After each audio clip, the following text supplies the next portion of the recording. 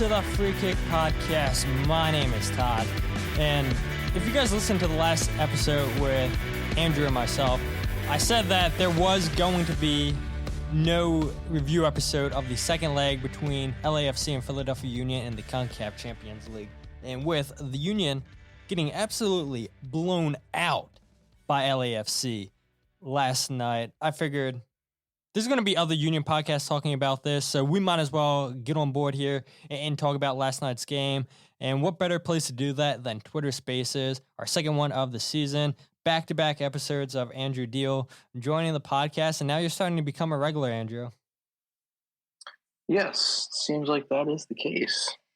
First time doing Twitter Spaces, though, so we'll see how you do tonight. But also joining us is Kyle and Jillian from the One Team We Agree On podcast. And you guys are always regular when we go live on Twitter Spaces. So thanks for joining again, guys. Yeah, you bet. Good to be here. Yeah, I mean, I wish it was better circumstances. But yeah, thanks for having this space, and look forward to talking about the Union. Yeah, I mean, you guys saw it on Twitter. People were absolutely in full meltdown mode on social media.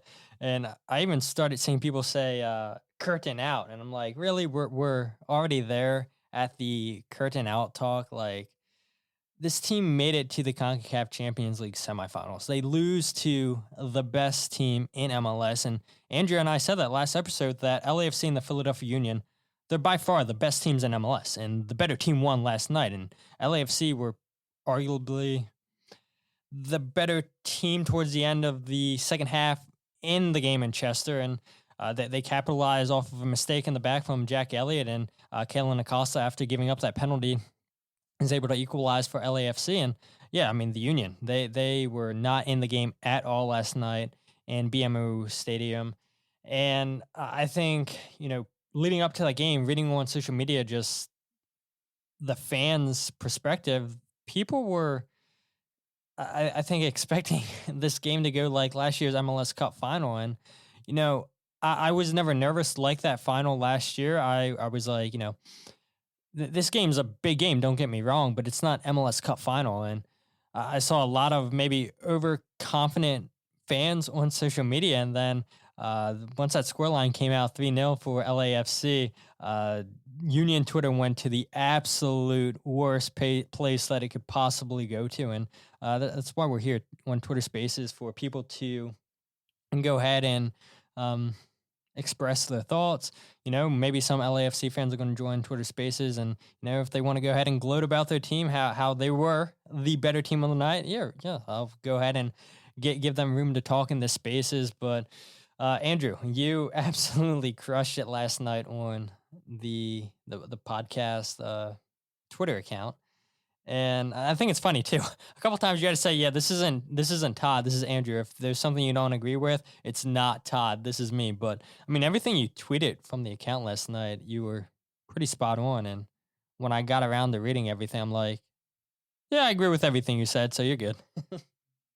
Good. I'm glad. I was like, I might as well just do a couple disclosures just in case, because that way then no one hates on you just in case, because I was pretty frustrated by a lot of what I saw, if you couldn't tell. Yeah, I mean, I think you expressed what most fans felt on social media. I mean, you might have said it in a nicer way than some people said it, but that the frustration was felt. Jillian and Kyle, I mean, how did you guys feel watching that game last night? Well, having been at LA at the Cup, I kind of had some of those feelings come back of just nervousness and like, my heart being in my throat a few times. But yeah, that's how I felt. It was just kind of triggering a little bit, to be honest, at least for me. But yeah, I mean, how did you feel, Kyle? Because you were actually taking it better than I was. Yeah, I think it's because what that game was. It was a huge game, but we've already been through that. And I'll say this. So this game goes completely off the rails first half. I mean, we had some chances, obviously, but I think I tweeted out to you, I texted you, I was like, Todd. I was like, this has Charlotte vibes all over again. This has NYCFC vibes, 2019 all over again for me. It just like you knew that it was LAFC's night. It really truly was LAFC's night, and is what it is. But there's some things we probably do need to discuss. Moving forward in this season. Yeah, and look, you brought up LAFC, so let's go ahead and just get it out of the way, right? I mean, they were the better team on the night, and credit to Steve Cherundolo, he absolutely outclassed and outcoached Jim Curtin on the night. I mean, look, he brought in 2 attackers in the second half, and what does Jim Curtin do? Instead of going like for like, he brings on Nate Harriel for Ua, I think that substitution was. There was nothing the Union could do when LAFC went to the bench and brought in attacking players. There was no counter for that, and I think Union fans were a little bit surprised not to see Opoku not starting this game like he did the first leg in Chester. And Steve came out and said, with the fixture congestion, tired legs, and everything, we want to rotate the squad. And Matthias did well pressing that back line of the Union. And like we saw in Chester, the center backs, and even Steve said it, Andrew, when we were in the press conference, he said, their center backs had too much time on the ball trying to play out of the back, and we didn't put enough pressure on the back line. And that didn't seem to be the case last night in LAFC. The Union center backs didn't really have too much time to play out of the back. I know there was a couple of times where Jacob Glesnes would dribble out of the back into the attacking half for the Union, but LAFC's shape was really, really good, and they were able to take the ball off of Jacob Glesnes or force him to pass when there really wasn't anything open. And so, I mean, I think last night, a huge credit to, like I said, Steve Cherundolo for out coaching Jim Curtin and just for how disciplined LAFC were on the night. Yeah, I mean, I would definitely agree with everything there. Cherundolo did mention that at the presser in Philly about how they didn't do well enough to press, and I thought that they did well about pressing it, but it wasn't consistently high press. But they made those pressing cues count. But like I mentioned on the feed last night, it just felt like instead of the Union trying to break down those presses, they were just trying to kick it out to Kai or get it out to McGlynn or just either one of the center backs, then just thumping it forward rather than trying to see if they could figure out how to break it down. And again, I think that's just a causation of the style of play that Curtin wants to do, which is very much play over the top if they can. And I think last night was very telling of how weak the system can be when pressed appropriately. And so with that in mind, it really just comes down to now that question mark from Jim is, we've seen this style of play for a while now. When does it become a time where we need to start considering trying to incorporate the midfield?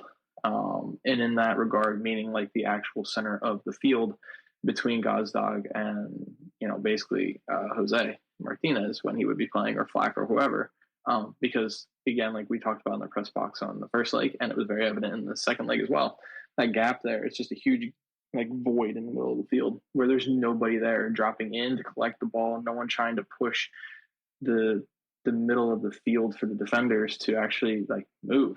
It was basically just 3 people at the front and then 7 people in the back, and there was nothing in between that circle area that you could actually make something happen.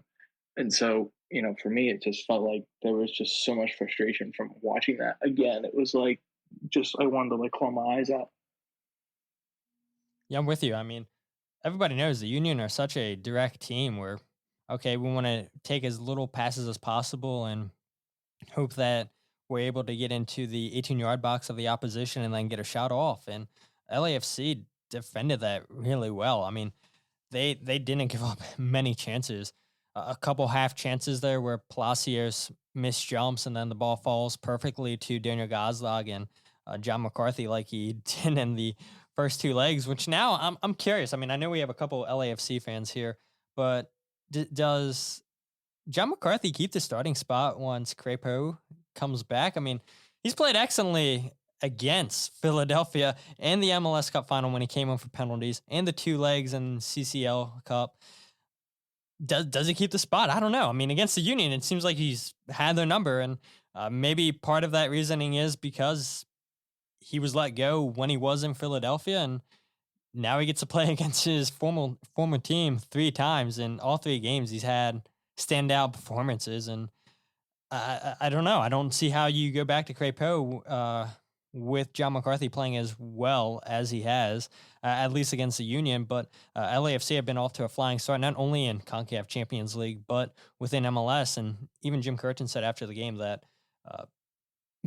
LAFC is the best team ever in the history of MLS, which I don't know if I would say that. I mean, there's been some really good teams in MLS throughout the years. And even Steve said after the game, he's like, I appreciate the compliment, but we have trophies to win, basically. So I wouldn't take it that far yet. But there's no denying, though, that LAFC and Philadelphia Union the last 2 years have been the 2 best teams in MLS. And yeah, who cares if Gareth Bale's not here? LAFC, the next man up, they go out and make moves to better this roster, I would say, younger moves to get younger. And it looks like they're not missing a step. Bouanga's been unbelievable. I mean, it's crazy that a player of his quality is playing in MLS, and big players always have big moments. And that's exactly what Dennis Bouanga had last night, despite getting pocketed by Olivier Bizot in the first leg. Did not happen last night. Kyle, I mean, Olivier Bizot,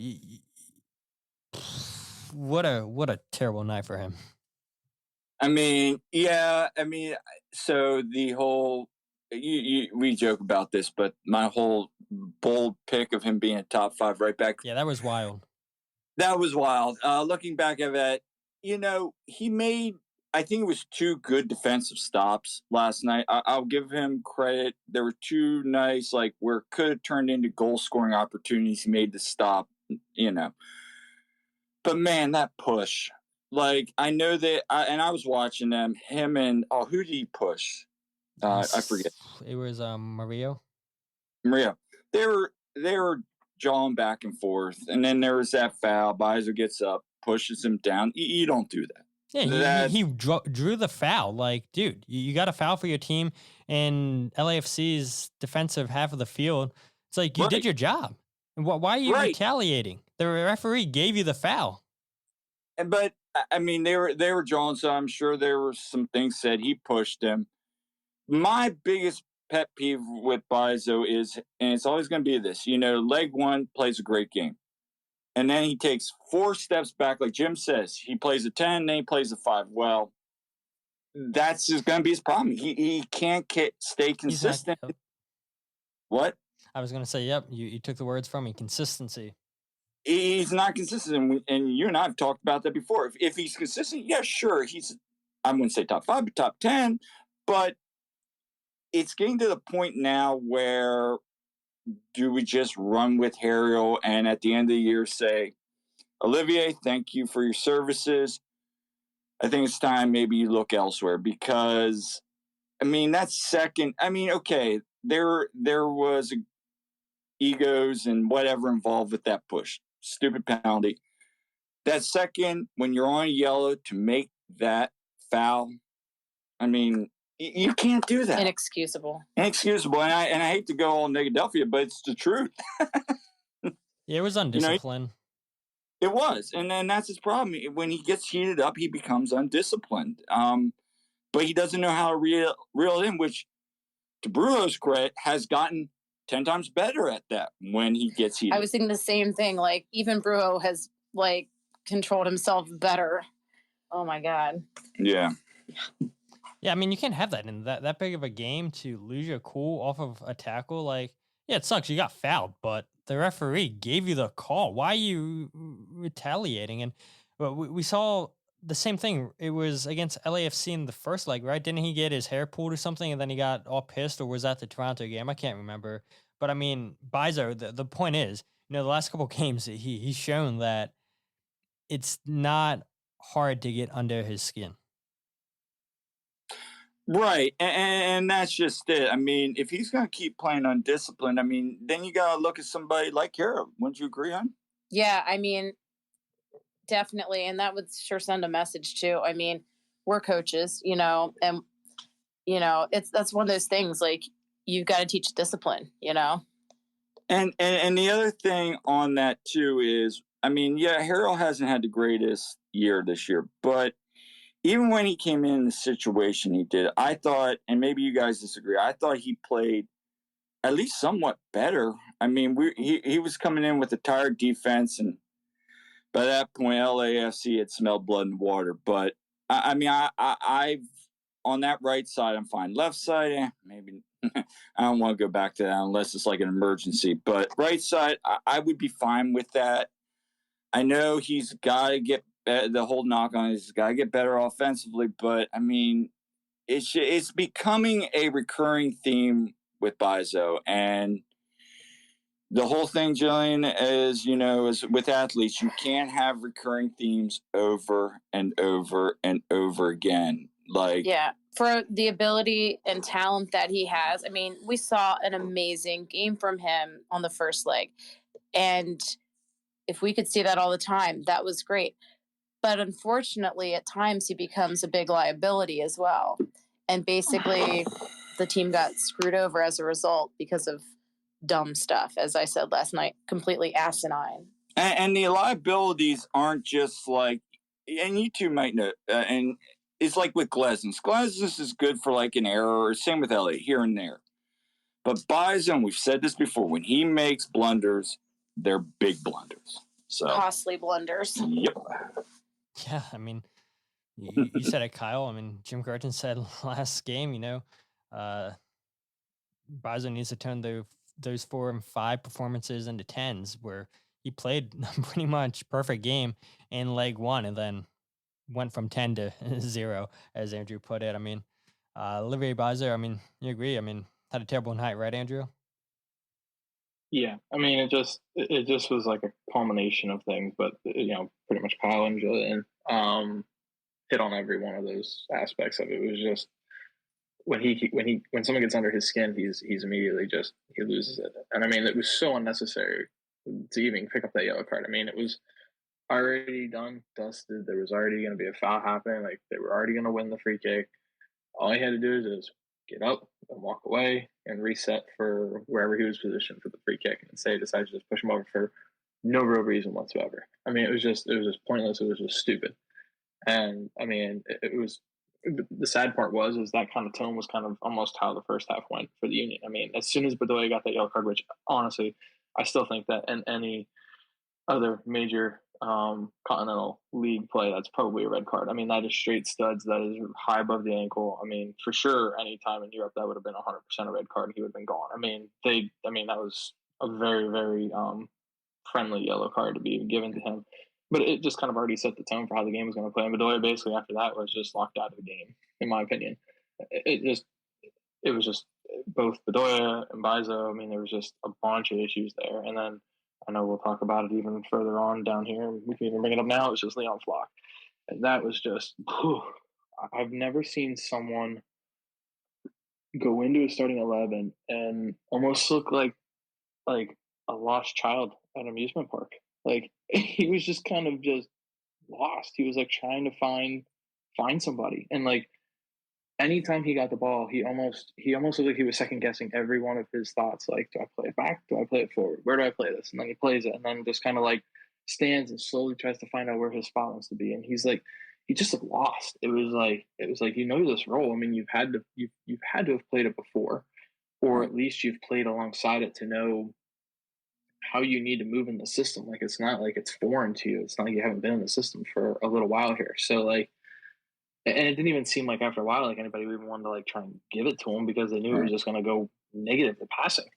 And that was the big thing that irked me was like every time like Kyler passed it across to him and Leon didn't even look forward any time, it was immediately right back to Jack, right back to Jacob, or over to Bedoya really quickly, who was in line with him. Like it was. I don't think I saw, but and again, I have to rewatch the whole thing, but I bet you almost 100% there was probably less than 5 passes of his that went in a forward manner. It was constantly side to side or negative. I agree with you, and it's crazy too. That Jim said Leon Flock played a perfect game, and I'm like, seriously? Like even his defensive numbers don't stand out to you. Like you said, I mean, a lot of side to side, and he looks so uncomfortable every time that he received the ball. Where, like you said, he'd give it right back to Jack. He'd give it to Kai. He'd give side to side backwards, and you could tell even at times too that his teammates would overlook passing to him because he showed no urgency of wanting to go forward, and that's where not having Jose Martinez is a huge loss. Yes, we all know that he's a defensive enforcer, but I think one part of Jose Martinez's game that gets overlooked is he's essentially asked to be a playmaker with this team. Yes, the Union play direct constantly, where they want to play as little passes forward and then get a goal, but as soon as they win that ball back defensively, it's get Jose Martinez on the ball. And now Jose Martinez is playing that long ball over the top to one of the forwards, playing it out wide to right to Bedoya, playing it out to Kai Wagner, who has now made that overlap over Leon Flock now into space. And not having somebody that can play those passes now puts more pressures on your center backs to play those passes, where LAFC, that's a win for them. They were putting the pressure on their center backs, and it wasn't a constant press, like you said earlier, Andrew, or when Jacob Glessis would want to dribble back. The shape was really well to make sure that Jacob Glessis didn't go for it until a certain point on the field, and then it's like, all right, we're going to go ahead and attack the ball, win this ball off of him, or force him to make the bad pass. And Leon Flock, I think, is a big reason why, this team looked awkward. And I hate getting on Leon Flock because you guys know I love Leon Flock. I think he's Brendan Aronson half. He's half of Brendan Aronson, where what I mean is we haven't had a player since Brendan that's constantly pressing, that has a motor like Brendan Aronson. And then they go out and get Leon Flock, who's half of what Brendan Aronson is. He's that defensively, but he offers you nothing offensively. And teams knew that. And I think we all knew that once we saw this lineup, that this is going to be a difficult battle in the middle of the park for the Union, because Leon Flock's not going to offer you anything offensively. And it showed last night. I mean, Jim Curtin was praising him for his passes last night. He completed 87% of his passes, but you got to look real close at those numbers. Like you said, Andrew, how many of those were backwards? How many of those were side to side? It doesn't matter what your passing accuracy is if you're constantly going side to side or backwards. If you're not progressing with the ball, then it doesn't matter. And you also talked about, Andrew, in the first half where the Union had 56% possession, and Jim Curtin says it all the time, where it doesn't matter what you do with the ball. I mean, it doesn't matter how much you have possession. It's what you do with the ball. And the Union had plenty of the ball. Just they had no ideas how to break down this LAFC back line. And again, credit to LAFC for being organized. But the Union just, they look like they'd never played in this formation ever before. And that's why people were saying, that's why we said on the podcast, Andrew, that we wanted to see a 3-5-2 formation. And I knew we would never get that formation because it would be way too late to try to change into a formation where you guys have never really tried to practice before. And so it made sense to go out in the diamond. It made sense to play Leon Flock as the 6 because he is a defensive player. But the thing is, and Leon Flock said it plenty of times, and you know this, Kyle, he doesn't prefer playing as the lone 6. He prefers playing in a double pivot. And I think that showed last night when Leon Flock was asked to try to be Jose Martinez, but he was not Jose Martinez. No, and I think the biggest takeaway, and Ryan hit it right, because, and I saw, Ryan, you, I think, retweeted the quote that Jillian had posted on Jim's presser. When he said that, I just kind of took my head down like, Jim, what are you thinking? So, because he's watching a different game than we are. But I just think Leon has no confidence being a lone 6. And because we've heard before, Leon's getting more confidence. I mean, he did not look confident there. And Ryan and you both have said every time he got the ball, I'm like, oh my gosh, what's he doing? Why are you going back? Why are you going? Like, granted, again, LAFC was pushing great pressure on him because they know they could smell he's not confident. But that's the case again last night. We're missing Brujo, and that's why Brujo is one of the best, if not the best, six in the league, because he'd be able to break down, get forward with the ball. But I mean, we just need to either Jim needs to figure out how to pair him with somebody, or Leon, you're at your normal position, because he's not a lone six. And it's just frustrating that we just kind of keep trying to fit a square peg in a round hole, right? Exactly. Oh yeah. For All right, sure. Zach wants to get in here. Sure, Zach wants to talk about Leon Flock, possibly Jose Martinez. Zach, you should be good to go. Hey guys, how's it going?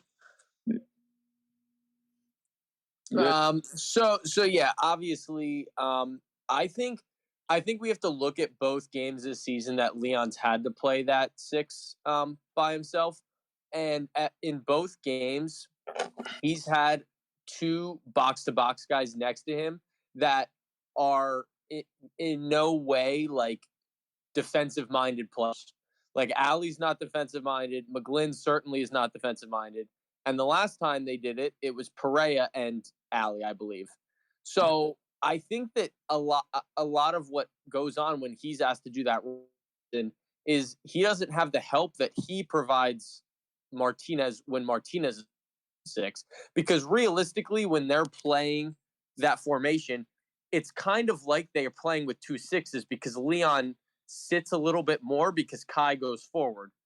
But when he's there by himself and they have McGlynn and Kai on the same side, and then you have an attacking right back in Bizo and Ali on the same side, he's kind of doing the job of himself and Martinez when Martinez plays there. That's kind of how I see it. I don't know if you guys think that that's potentially also an issue or what, but that's kind of what I noticed both times that he's had to play there.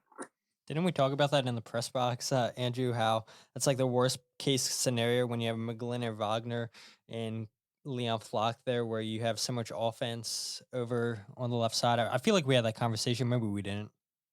Yeah, I know we definitely talked about at least Kai and McGlynn on that left side, because one of the bigger downfalls was the pace between the two of them, like especially defensively, which we saw even during the LAFC game where, again, it doesn't show up on the stat lines about the shots on target, but a couple of those times, like the big block by Mbaizo in the first leg came from the fact that Kai had gotten too far forward and McGlynn was up high enough that when they played the ball over the top, he just didn't have the pace to get over. So Jack had to slide, Glesnes had to slide, Martinez had to slide in to try and fill a little bit of that void in the center, and then they allowed that ball got quickly spitted across, and Mbaizo was just there, luckily enough to make that block.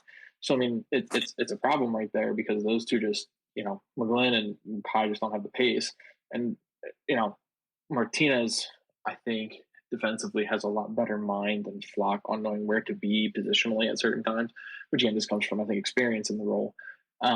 But at the same token, like, Leon struggled with that. And again, that's where I was saying, like, halfway through this game, like, where is Pereira? Where are these substitutions where, I think Pereira, having the knowledge of being even at least in a double pivot, understands, you have to kind of find the right balance in the defensive side. And I think he would have been a little bit better maybe in the second half, whether or not it was maybe a little bit more of an offensive-minded decision, potentially. But the problem was what I was seeing from the entire first half was there wasn't really much offense going on because, LAFC was doing well to press, and then the ball just got lopped over the top, and it didn't take much for them to just clean up any issues that were going on. And then just quickly recycled it and went on the counterattack immediately and just tried to just smash it in. So it was, constant struggle there. And I don't know what Jim's decision-making was on the night with the substitutions. And I'm sure I'm leading right into that next topic of conversation. But I'll let you lead into that one because that one, you heard my spiel on it last time enough times on the Twitter feed. Yeah, I know. I texted you this morning. I was like, for me, I think we talked about too that one time during Sporting KC is when Leon's on in his normal position, it allows Kai to push up more forward because he offers defensive coverage on counters, et cetera. And that's why, again, I just don't think Leon's great at the 6. I think it really hinders us on that left side of the field. But do you think, let's say Flock played the 6 and Martinez played that left side at 8, I think he does just fine because Martinez comes back and covers like the other guys don't. That's kind of where I think the disconnect is, because Martinez has Flock to come back and cover when potentially he goes forward, whereas Flock, both times he's played there, has had the attacking minded midfielders anyway of, McGlynn and Pereira and Ali. So that's why I think that it is sometimes a little unfair to say he's not that lone 6 when we've only seen him play there when he genuinely is alone. You know what I mean? Well, I think that's the other part, in my opinion, that's a problem that you would think Jim would recognize through either training or just working with Leon, is that he's just not meant for that role, and that the formation should have changed, or there should have been some sort of a redesign in the tactics to allow that not to be a problem. Yeah, it's not like Jim hasn't dealt with any of these guys, and that's what my biggest gripe is with Jim right now, is that I just feel like, when the tactics need to be adjusted to fit who you actually have available, he doesn't make the tweak. It's like, we have to keep a 4-2-1 or a 4-3-1-2. We have to keep that. We can't change off of that. If we change off the diamond midfield, if we do anything else, it's gonna break down. It's like, you can still be a counterattacking team switching up the formation. Now, again, whether that's doing a 3-back system, I don't know if that's the right decision, because you don't really have backup to Damian or whomever to play a 3-back system, which would be nice, but I don't think you have the right tools to play that system. You at least have Harriel, who, again, can at least play the right back role if you need to change up that side of it. But, and then it just comes down to that conversation where it's not that I don't like Ali Bedoya. He's the captain of the team. There's a reason why he's the captain. There's a reason why he should be on the field. But there comes a point in time where that decision needs to be made of whether or not the system needs to be adjusted, where maybe it would have been better to do like Leon and Andreas in the back, and then brought McGlynn forward a little bit more and almost did a 4-2-2-2 and let him and Gazdag kind of run that midsection, because McGlynn doesn't have the pace to get back on defense, but he has the ball capabilities to launch that ball forward and make those line-breaking passes.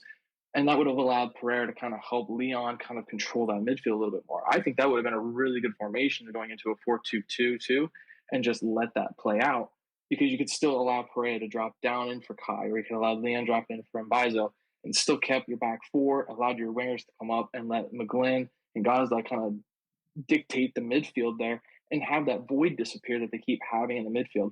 Whether or not that changes in the future with Martinez being out for, I would guess, at least if it's some of an upper thigh injury, at least 3 to 4 weeks till we probably see him back. So we have a few games here where, do we see an experimentation? I don't know. I think it's going to just be plug and play again, because why are you going to try and experiment with it if you don't want to make that change when Martinez comes back? I guess we'll see. Yeah, the tactical inflexibility is killing like my soul at the moment. Like, I don't understand how you can just go into a match every time and be like, this is the only formation we're going to play. Doesn't work, then that sucks. Like, I don't get that. Like, as a coach myself, that blows my mind that's like kind of, at least, I don't know if that's the philosophy he has, but it's the philosophy that it seems like he has at the moment, at least.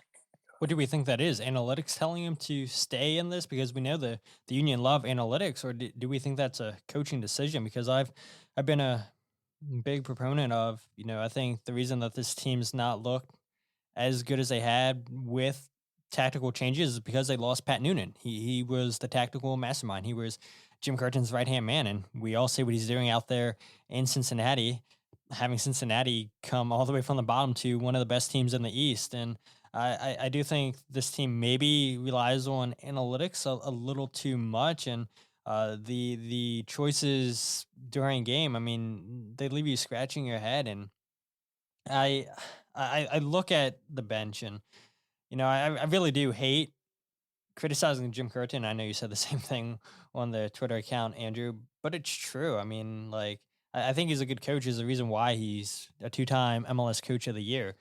But you look at the bench of the Union. they had 3 defenders on there: Nate Harriel, Damian Lowe, Matt Real. You had 2 midfielders in Andres Perea and Jesus Bueno, both defensive minded. And then your attackers, you have Joaquin Torres and Quinn Sullivan. Both of them are wingers. And then you have Chris Donovan, who's, let's face it, not MLS quality. The only reason he's on this team right now is because they literally only have Kranza and Ua, and nobody else is a striker. Nelson Pierre has been loaned out to Union 2 for the whole season. Jose Riasco, who we thought eventually is going to be out with the first team, eventually get a contract after they spent a little bit over $1 million last year to get him from Venezuela.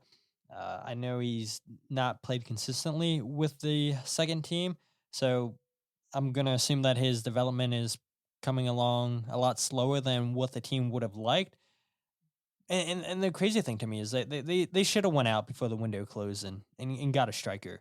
When you look, Quinn Sullivan, Joaquin Torres aren't strikers. Playing them as a striker, it's never going to work. And Quinn Sullivan reminds me of Anthony Fontana from a few years ago, where there was no position for him on the field. They tried him up top. They tried him as an 8. They tried him as a 10. And he was none of those things with Union, but nobody can deny that he was talented, so they try to get him on the field, and that's the same thing that I kind of feel like is happening with Quinn Sullivan right now. And the 2 midfielders I mentioned, Andres Perea and Jesus Bueno, just too defensive for my liking. I know, Andrew, you said Perea, you think he can play in all 3 midfield roles. I do agree with you, and I think that would have been the sub I wanted to see is Perea for Ali Bedoya, but for whatever reason, we haven't seen Andres since the Alianza game when he scored 2 goals in that game. Yeah. And I think also at a certain point in that game last night, you have to go and try and score. And if you put Perea at the 6 and put Quinn at the 8, that's probably the most attacking lineup you're going to get. And it just never happened. He seems Jim seems currently afraid to do something that loses them the game, even if it gives them the chance to win them the game. He wants to win by, their system and their philosophy and their, seemingly already predetermined substitutions than he does by making changes and switches on the fly and being creative and being tactically flexible for himself to be no, this isn't good enough. Let's change something and try and go in after this game and get the win. I just never see them doing anything where I'm all right, Jim has changed from being counterattack to let's just go dominate the ball and create as many chances as we can in a short period of time. It just never happens. Yeah, I would have to agree with you on that. It's just there's something that Jim cannot get over that hump. It feels like there's a mental barrier that he can't get past sometimes when it comes to some tactical decisions. And again, I even mentioned it on the last podcast with Todd, was whether or not that is simply just doubt in the capabilities of the bench. There has to be a reason. I just don't know what that reason is. I mean, you would think after this long that, Perea would have been seeing some sort of minutes in either one of these legs. But he saw absolutely 0 minutes. And, Joaquin sees 3 minutes in this game, which was just dumpster minutes after the game already left its place. But, you're only down 1-0. You wait. I mean, I could understand, like I said, 10 minutes for a substitution, but we waited 17 minutes for a substitution. And you pull off Jack McGlynn, who was your only real source outside of the back line that could actually make a line-breaking pass. You left Leon on for defensive duty, but if you're going to try and get that extra goal back, like you said, something had to change that went on the more offensive side. You already had taken off Ure. So you already lost one of your attacking pieces. So something had to change where you got a little bit more offensive minded. And it was just like, let's hold for the last 10 minutes and then try and go all out. And it's like, you didn't even do that. Like, you only added Quinnen in, and then nothing changed. Why? The same conversation comes up. Why not Perea? Why not? I mean, why not Joaquin? Why not even just Chris Down? Anyone, like, even if it was just an attacking option, I wouldn't have cared. It was like nothing happened. It was, let's add Quinnen for somebody who could actually distribute the ball, that could help give the pressure off the back line. No, we're going to just take him off and make the pressure even more on the back line. And it almost seemed like LAFC almost figured that out too. And we're like even more hungry, especially with their double substitution. Like in between, between that with McGlynn substitution, like they had already started to bring out more players to say, like, we're going to start going more on the offensive side, do something about it. And just nothing seemed to make sense. Do you guys think that the Union played too conservative last night? I'll go ahead and play Jim Curtin's thoughts on that question that he was asked last night. And I'll get to you first, Kyle, and then Zach and Andrew, if you guys want to follow after that, because you were there live. You and Jillian were both there live to answer, to listen to Jim Curtin's response to that question. And for people that haven't heard his response or read the quote, this is what Jim Curtin had to say about being too conservative. I don't think we were conservative. We played with two strikers like we always do. We had chances in the first half. We didn't score them. So again, look, the great thing about my team is we know when we're a favorite, we know when we're an underdog, and we know that we can, on any given night, beat anybody. So the way we approached the game was to try to score and win. Of course, when we don't score, questions like yours will come up, and that's natural. But to say that we didn't try to score is silly. If you look at the opponent, it's probably the best team you could argue in our league's history. So yes, they beat us. But when you are critical of my team, please have the caveat, we got beat by arguably the best team in our league's history. Hi, Kyle and Jillian. You guys heard that live last night. What were your thoughts on hearing Jim Curtin kind of clap back?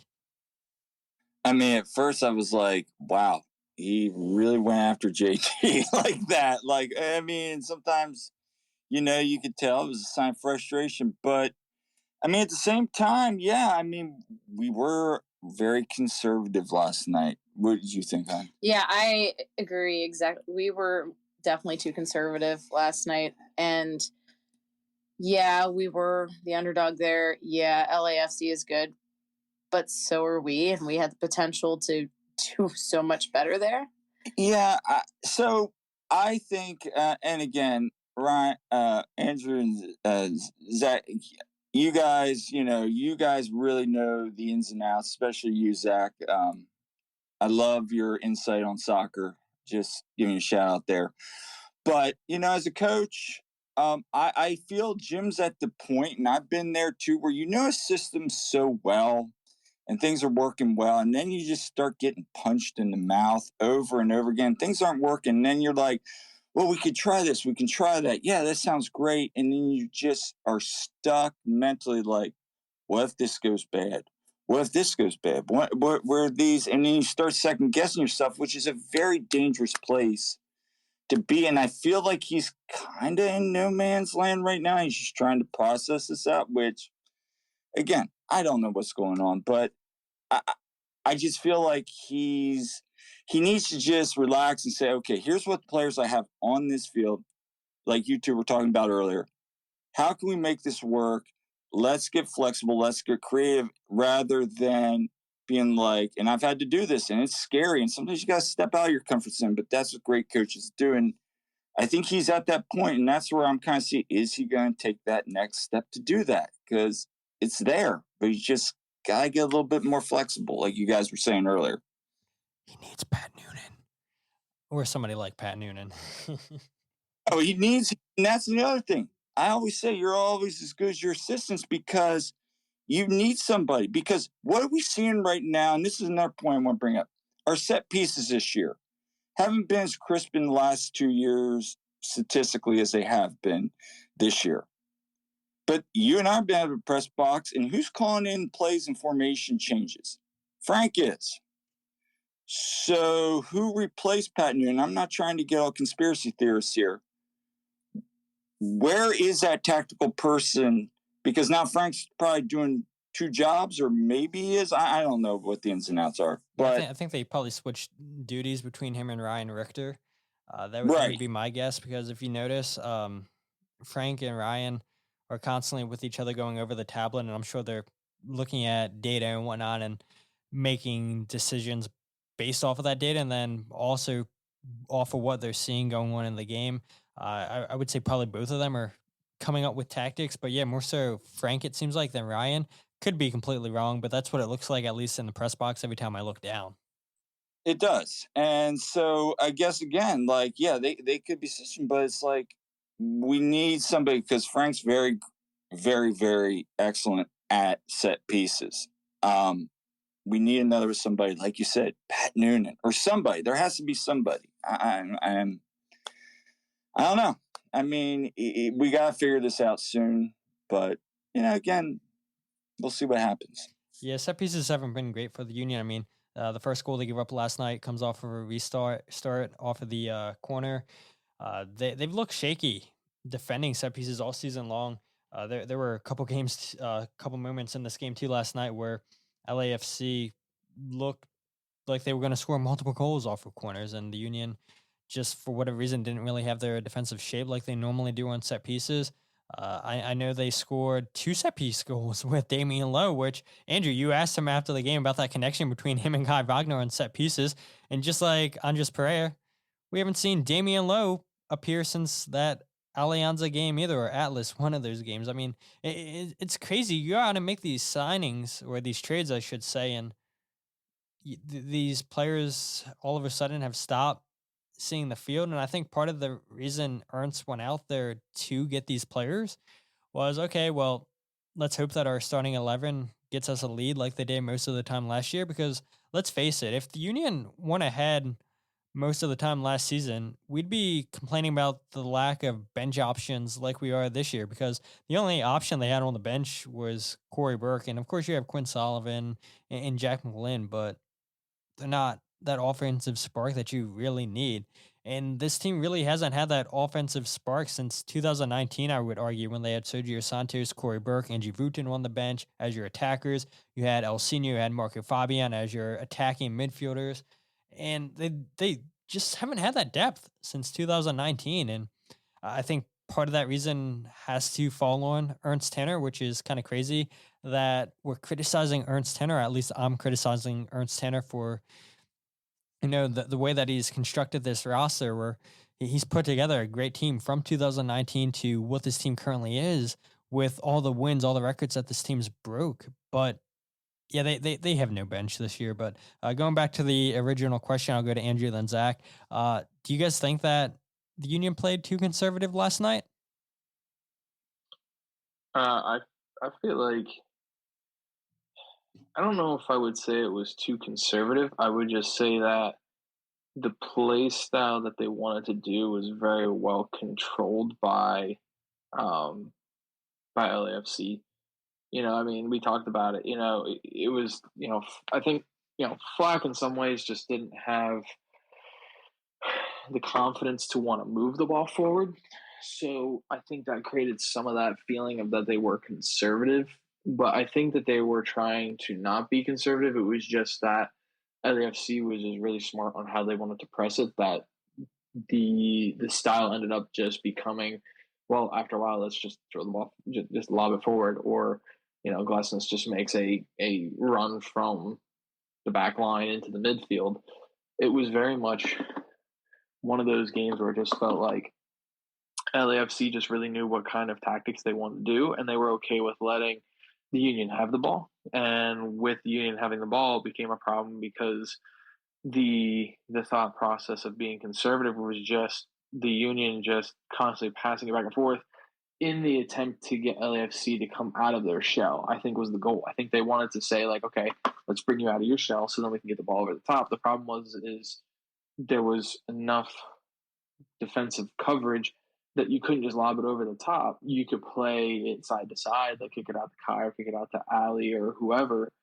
But the problem is once it was kicked out to there, the ball had to go so far and in the air that they were able to just immediately shift over, and the play just kind of died, and they kept having to rotate it. And then occasionally, when chaos ensued, like you even saw it in the second half, even when they were down to 10 men for the Union, there was that moment where the ball kind of pinged around a little bit, and there was chaos, and there wasn't a way for LAFC to kind of get into a shape.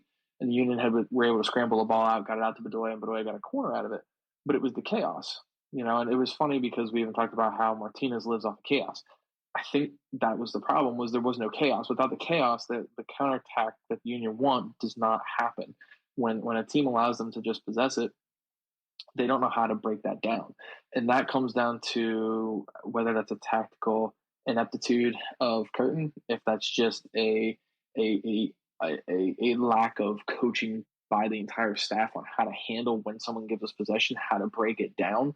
You could just tell that there was no breakdown there, and it was just a faulty system is basically what it ended up being, and it just allowed LAFC that as soon as they got the ball, they just immediately decided we're going to just counter on this and press it really hard, and the Union really weren't ready for it, because typically when that counterattack happens, it's because it's already in the opposing third or in their 18-yard box, or the keeper's collecting it, not at the halfway point, and your center backs are already near enough up at the center line anyway, so now you're having to all just run back at the same time and try and defend it.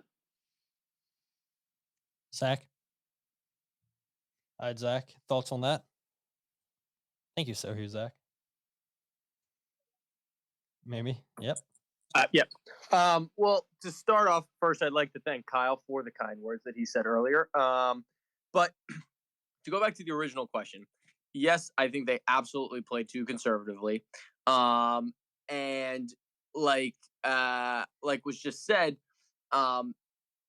we wanted LAFC to come out of their shell, but they had no reason to. And I think the thing that I'm seeing is that, obviously the Union don't want the ball. They would rather have the other team have the ball, pass around our 18, us get the ball, and we counter. That's how they want to play. The issue is now teams, especially when they get the lead, are just like, here, Philly, take the ball. Because we know that more often than not, you're not going to do anything dangerous with it. We had 7 shots, 2 on target last night in a game where we were down, even though we were tied, the away goal, and you guys all know, but we were down and needed to score, and we took 7 shots the entire match. It's so difficult for me also when I see people say, we don't have the personnel to keep the ball. That's ridiculous. They are all professional soccer players. You're telling me that they can't complete 15 pass sequences when teams are letting them do it? I feel like at a certain point they just get impatient, and they're just like, no, we have to play the killer pass. And I don't know if that comes from Jim or if that is a personnel issue. But if it is a personnel issue, they shouldn't be playing anyway, because players like Jim needs to be tactically flexible. Players also need to be tactically flexible.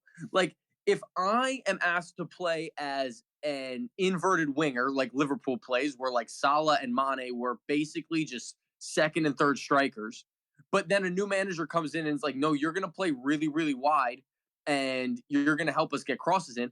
As a winger, you have to be able to do both of those things. So as a player in general, you have to be able to play in a way where, maybe today we're going to have to counterattack because this team is clearly better than us. But on another day, if, say,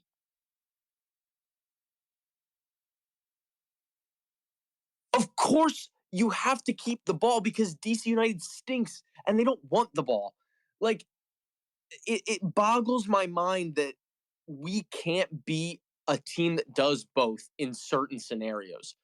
And also, to go on a little bit of a different tangent, with the Jim tactically thing, I just think as players, just like us as fans, they're bored. They've had to do the same thing for the last 4 years.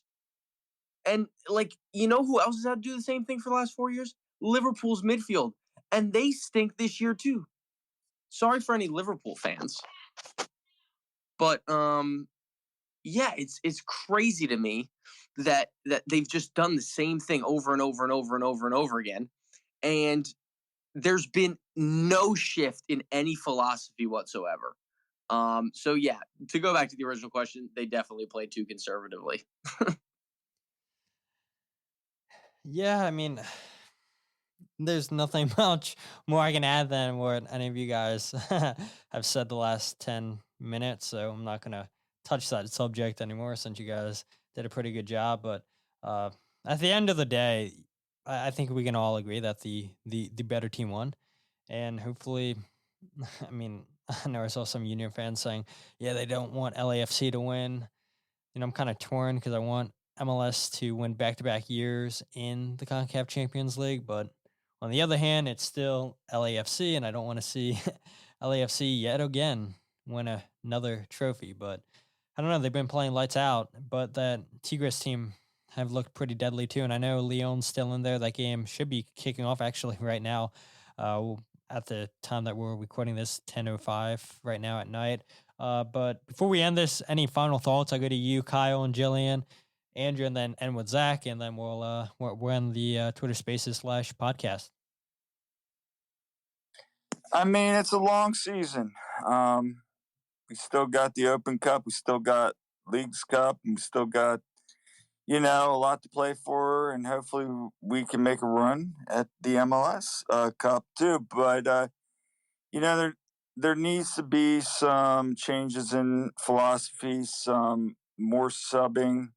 There's a lot of things, but there's also some positives that we can take off, because I'm still not saying, we go and beat, Toronto 4-2, which you can say what you want about the last 10 minutes of that game, but there's still some good stuff there too. So, I mean, if we can get consistent, we can get on form, we can make a run. There's still plenty of time to turn around, but there's also some glaring issues. What would you say? Yeah, I mean, I think I'm not on that, oh my God, we're getting a wooden spoon kind of attitude that we were seeing on social media. I mean, good grief. I'm not that worried yet, but I think we do need to shake it up a bit and, maybe try out some new things. I would like to see what some of these other guys can do too. And I'll be interested to see what we do on Saturday. But yeah, I think, moving forward, we've been trending in the right direction. Last night, of course, was not the ideal outcome, but we've been doing a lot of things better. But I do think, yeah, we're getting a little stale in some places too. So we do need to shake it up. Yeah, this weekend, I mean, would be a perfect opportunity against New York Red Bulls. 3-5-2, anybody? I mean, Torres and Pereira have to play this game, you would think, right? I mean, the starting 11's logged a lot of minutes. The diamond looked terrible, like we've talked about the last hour on the podcast. So why not change up formationally? Why not play your players that you brought in their natural positions and see if they can kickstart you guys to start picking up points in the regular season? Andrew, any last final thoughts? Yeah, I think I agree that the idea of playing new faces against the Red Bulls would be good. I think, again, I would like to see, personally, I'd like to see Ali take a night off. That's just my personal opinion. I don't know if I'd want to see like a 3-5-2. Only reason why is because I don't really know who could really back up any one of those center backs if there was ever an injury or something like that off the bench. I mean, yeah, you could just revert back to the original formation. Honestly, I'd rather just let Elliot take a rest or Glasses take a rest and let Damien just come in and just let Damien get some minutes, because again, I thought he played exceptionally in the ties during Alice. Really, both sets. I thought he just played phenomenal. I'd rather see him get some minutes. I kind of like the idea of a 4-2-2-2 to let Pereira play along Flock. Just let Flock get some more minutes in that role, because again, if Martinez goes down, someone needs to be able to understand that role better. And I think if he went to a 4-2-2-2, it at least gives him some coverage and allows Pereira to get some minutes. So I think Pereira deserves that shot. And then I would just play McGlynn and maybe, Gazdag on the other side, and then again a typical front two, and just kind of let that roll out, or even like a 4-2-3-1. Just maybe push out Kranza or Ura for a little bit and give one of them a rest and just experiment a little bit. Something just needs to be experimented at this point. It just feels like everything's gone stale. And again, like we've kind of discussed, as Zach alluded to, if anybody scores first, they're just going to let the Union get the ball, and when they get the ball, they don't know what to do with it. So I think a good experimentation is against a team that's not had the best run of it at times this year and previous years here recently, and just force it a little bit and just make it happen. It's early enough in the season where it's okay, in my opinion, to let that happen. It's just one of those where it was a disappointing result. Not to say that I don't think anybody's really felt that, out there that there wasn't going to be some goals. It was just we really felt that the Union could at least make something happen of it. And it really did feel like right from kickoff, there was just no desire to want to make something happen. And Jim himself just looked off.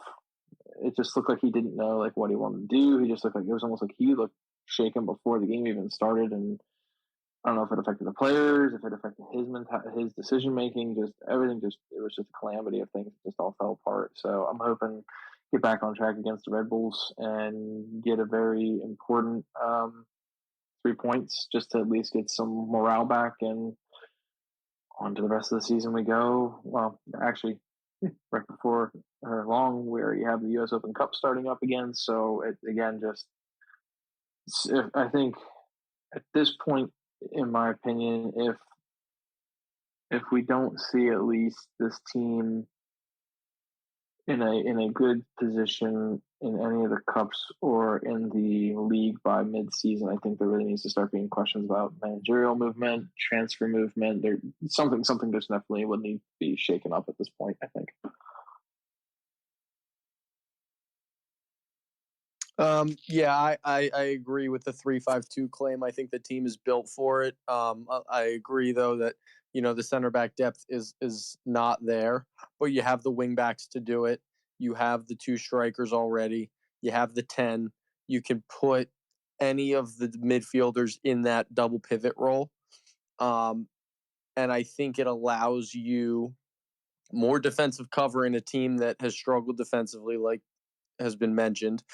And it also allows you more attacking options than we currently get. Like, you will be attacking with 5 at the minimum every time you go forward, and also defending with 5 at the minimum every time a team's attacking us. And I think that I agree with the summer thing too. Like, we definitely need to bring in at least 1 or 2 more pieces. I wouldn't be shocked if they let 1 or 2 pieces go, depending on the position we're in, and maybe saying, you know what, this season isn't going to prove fruitful with the championship, so we might as well start rebuilding now.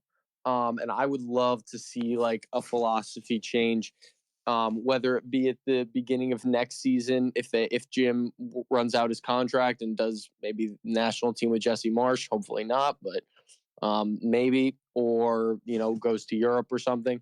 I would love to see a different type of style be played, whether it's mid-season or next season. I don't really care when it happens, but I think as fans and the players currently on the team, for those who end up staying, like, I think playing a different way is going to make it exciting again, like it was. Like, last year was exciting because they scored so many goals, but I think they overperformed last year than what the stats say. And I mean, but it built up from 2019 to last year, when like the style they wanted to play was consistently working, and now it's not working. So something needs to shift, and I just hope that Jim sees it, because I like Jim as a manager. I don't think tactically, like we've said, he's like a top tier guy, but he is a good man manager and he's done a lot for the club. So I would like to see him figure it out. But if he doesn't, I do think there needs to be a change made, whether it's, I don't think it'll happen midseason. I think, the club owes him to let him finish out the contract just for everything he's done. But at the end of the season, like, I think it will be time. And I think that it should definitely be someone from the outside if it does happen, because there just needs to be a shift, and it has to become, like Jill said, it's been stale, and stale football is never good football. It is not. It is not good football, and that does worry me a little bit. How one of the union's 3 pillars of success is, hiring from within, building from within, and I don't know. Would Ernst Tenner want to go and hire from within, promote Frank Leist, Ryan Richter? I hope not. I don't know. I'm with you, Zach. I hope if Jim Curtin decides he doesn't want to renew his contract with the union, if he wants to go with the U.S. men's national team, if Jesse Marsh gets the contract as a head coach, hopefully they go outside the box, but definitely not Curtin out, as some people seem to be on social media already. I mean, look, anytime the union lose, I feel like that brings out the worst in people on social media. So I'm definitely not there, and I don't think anybody that's been here on the call tonight is at that point yet, but we still have a lot of season left to play for, and we'll see what the rest of the season has in store. But what better time to do that than this weekend in New Jersey against the New York Red Bulls. And speaking of New York Red Bulls, after you guys are listening to this podcast, check out the New York Red Bulls preview episode, which was supposed to be the next episode, but we decided let's go ahead and do Twitter Spaces. So Steve Jolly, the radio analyst for New York Red Bulls, is going to be joining me on the podcast, and then we'll give you guys a review episode of New York Red Bulls, and then sometime next week, Jordan Angeli, who's back with the Colorado Rapids, is going to be appearing on the podcast, so we'll preview that game. So busy couple weeks, couple episodes for you guys, but you guys love the content, and I'm sure Deep by the River with Zach and the gang, the one team we agree on with Jillian and Kyle, I'm sure both of those podcasts will have you guys with content here within the next couple of days as well. But if you guys aren't following the podcast on Twitter, Instagram, or Facebook, follow at Free Kick Pod, wherever you get your podcasts of The Free Kick, and check out the website for the last couple of weeks before I decided to shut it down, thefreekick.net. Kyle, I know you're here, so thank you for all you do with the last couple of pieces that you've wrote, and we'll figure out something with the website here in the next couple of weeks, what we'll decide to do with bringing it back and whatnot. So I appreciate your work with writing pieces and getting your thoughts out there. And Andrew, I don't know, maybe we make it another podcast appearance sometime soon with you. So thank you for joining on Twitter Spaces tonight, and everybody that is joined on Twitter Spaces live. I know we had a ton of LAFC fans here early on. I was hoping that somebody would want to talk about their club, but nobody decided to join the chat, talk about their club. So I guess it's good that we didn't hear any boasting from the LA supporters. But yeah, for everybody that participated, greatly appreciated. And yeah, just continue to support your union creators. And I'm glad that we did this episode, and hopefully you guys, after listening to this episode, are able to release your anger, and hopefully you heard something here tonight that you thought, hey, that makes sense. I'm not going to be angry anymore. I'm going to give it time, and it's still a long ways to go, like Kyle said earlier, and just show out if you guys are going up to New Jersey this weekend. But until then, my name is Todd, and this is the Free Kick Podcast.